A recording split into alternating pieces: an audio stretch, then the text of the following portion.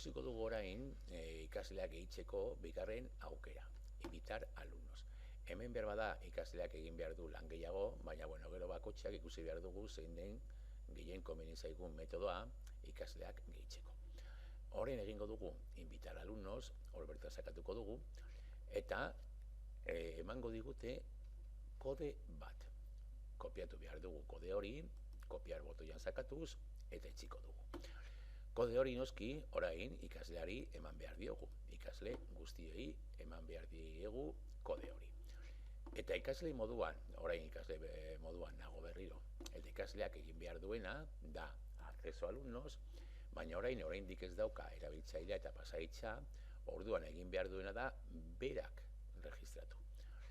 Egin behar du registrazio como alumno, eskatuko dio kodea, eta guk eman diogun kodea berak hor idatzi behar du.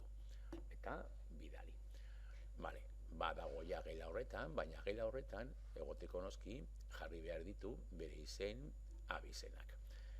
Venga, jarriko dugu orain erabiltzailearen izena Koldo, eta kontuz hemen erabiltzaile pilo gongo dira, orduan ikasleak aukeratu behar du, zeo zer, beterik ez dagoena edo okupaturik ez dagoena. Kontuz ez dagoela balio espaziorik eta horrelakorik.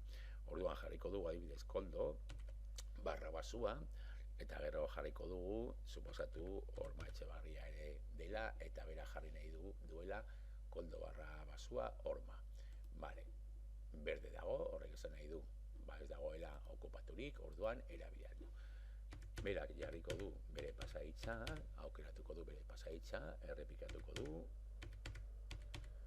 ziurtatzeko ondo dagoela, jarriko du bere izen osoa,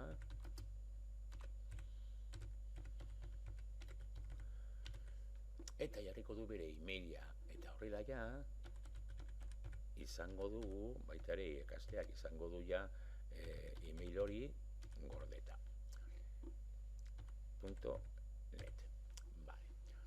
Erregistratu, eta dena ondo badago, esango dio, bidali diola bere korreora, aktibatzeko, aurreko aukeran bezala, kontua aktibatzeko. Joaten bagara bere korreora, eta kargatzen badugu berriro, hemen gaude ikasle 18 korreoan, bere korreoan, oraindik ematen du zaiola agertu, berbada luzatzen da batzuetan pizka bat, ikasle 18 korreoan nago, orduan agertu behar zen, eta agian pizka bat luzatu, baina agertuko zaio. Ematen du luzatzen ari dela bidaltzen, eta bueltatzen bagara aurreko horrira, hemen bi gauza egin behar ziren. Lehenengoa, aktibartu email, hori, egiten ari garena baina ez deteratzen, eta podrás acceder con tu nombre de usuario y contraseña en cuanto tu profesor o centro educativo apruebe tu cuenta. Orduan, berak egin du erregistroa, baina oraindik irakasleak ez du onartu. Bueltatuko gara irakaslearen kontura, kargatuko dugu berriro hori bada espada, eta hemen kargatzerakoan berriro agertu zaiguia. Koldo Horma Etxebarria, Koldo Horma bosgarren B. Esango diot, aceptar seleccionados, klik egin eta aceptar seleccionados, eta orduan, nire gelan, badaukat ja, bi ikasle horiek gehituta. June Horma Etxea eta Koldo Horma Etxebarria.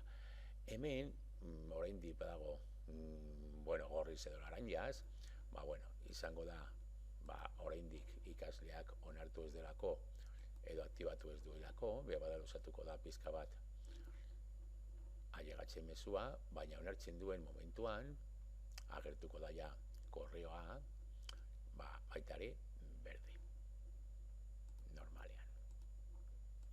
Eta horrela, joan algara gehitzen, bi erak erabiliz, añadir edo invitar alumnos, ikasle guztia.